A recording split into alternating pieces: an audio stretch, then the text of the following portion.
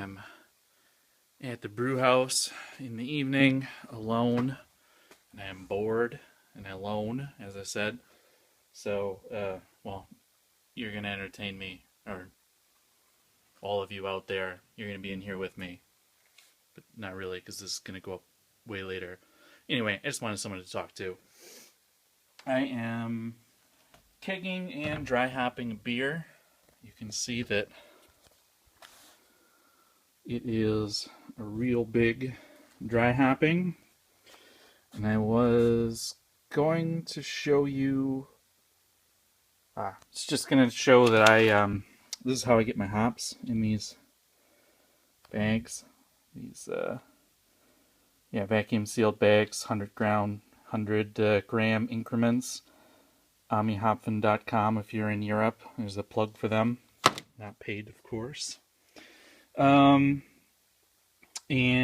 I am really frugal with the bags. Mostly because I don't have my own bags and I don't like to use the other guys' bags. So when I get bags like this, I like to, when I take hops out, I like to just seal them all the way down until the bags are empty. And I do that by not going crazy on cutting really far down. This is all common sense, but, you know, who knows? I'm bored. Maybe you're bored. Let's do this together. I'm never going to be able to cut this with one hand. So let me show you one I've already done. Oh, I released the seal on that one. So if you, if you cut above or just under this line and take out, however much you need, you can just seal it again. Just suck the air right back out. So let me show you that. Alright, hey, we're back. I put 20 grams of Amarillo into this giant thing of hops. Now I've got a little space left. And boom.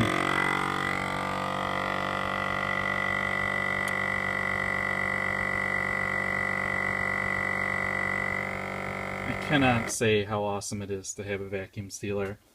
And thankfully this one is available to use in the brew house. And just seals the hops down, and they're so much easier to keep like that. I keep them in a freezer along with this is the other guy's hops, but this is mine. And this way I don't have to use any other bags. I don't know why I showed that to you, but I did. And I guess the biggest thing about what I'm showing you is that if you want to keep hops fresh, have a vacuum sealer. That's a tip from me to you. I'm sure you've never heard it before. Alright, I do need both hands to keg this beer, so I guess you guys don't get to hang out with me anymore. So, alright. You're back. You get to hang out with me again, just a little while. Kegging up the my Lemon Drop Session IPA, about 4.8%, with tons of lemon drop hop, and I am sweating. It's hot in here.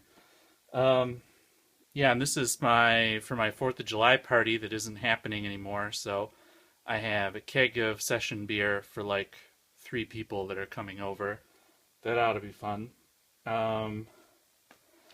So just your basic everyday keg rig, I got the auto siphon.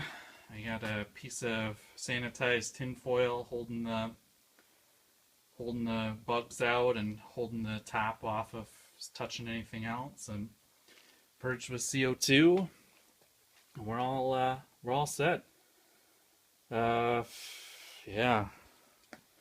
about 18 liters left after dry hopping. Give it a nice little secondary. So maybe later I can I can snake a taste of this. All right, I am sweating like crazy, so I'm gonna turn this off. Wipe my face. All right, let's cap this off with a gratuitous hop dump.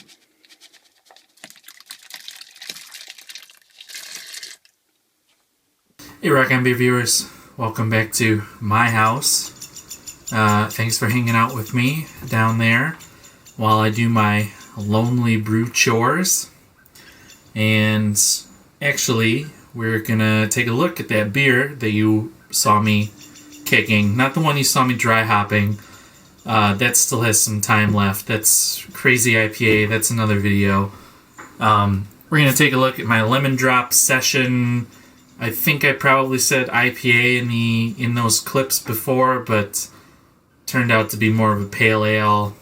Whatever. It was a session beer to be drunk on 4th of July, and drink it we did, because here in this Brewdog Carboy, here in this Brewdog Growler is all that remains of the Session Pale Ale, and it's not even full.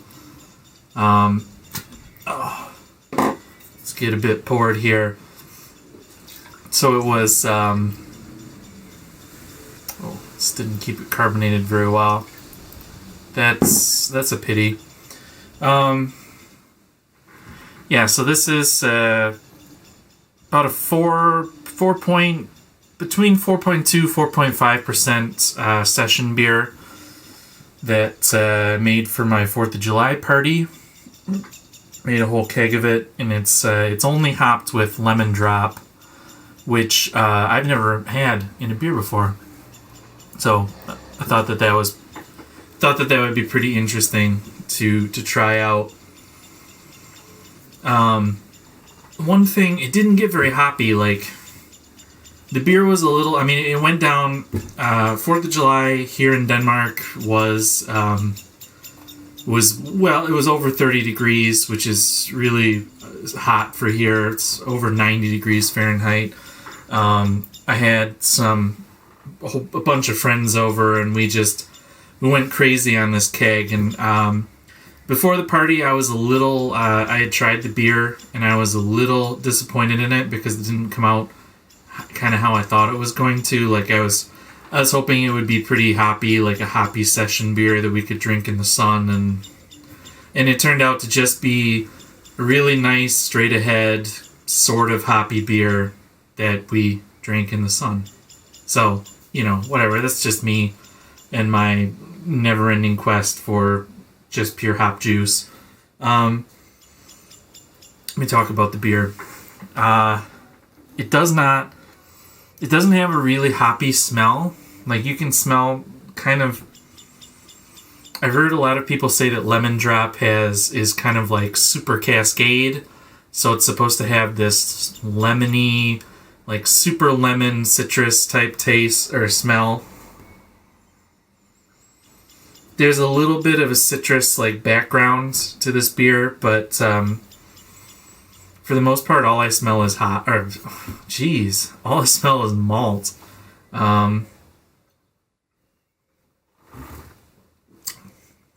And in the flavor, it's lost most of its carbonation, but the flavor, I get a little bit more of the hop.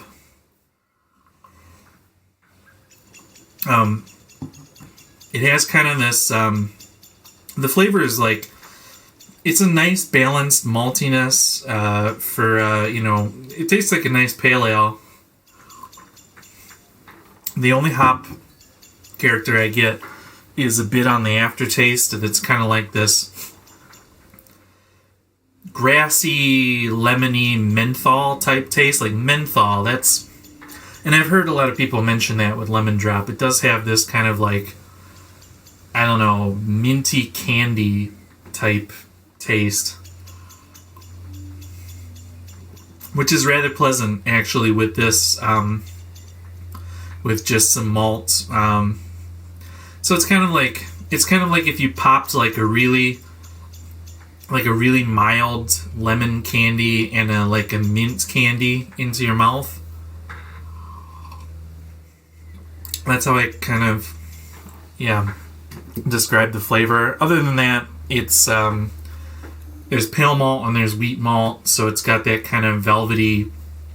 It's got a really nice mouthfeel, other than the fact that it's super thin.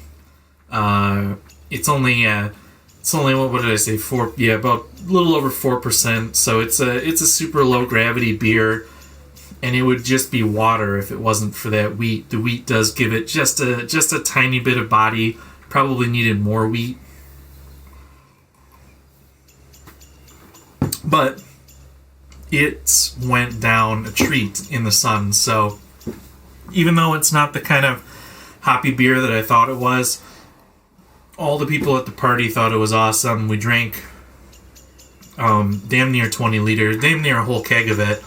I only poured out this growler and another growler that I drank the other night, so there was about 2.5-3 liters left in the keg after 4th of July. So I'm calling it a success. It was a good beer, decent beer. I'd love to make it again and give more lemon drop, because I only used 100 grams in the whole thing. So that's probably the reason there isn't as much character. Probably wasn't enough hops. But, oh well, it turned out to be a nice pale ale. And made for a nice 4th of July. And I hope everybody out there had a good 4th of July. Yeah. Like, favorite, subscribe. Check out my other videos. There'll be some actual brew days coming up soon. Be some announcements about things and stuff. And just subscribe if you want to see more things and stuff. Cheers, guys. Later.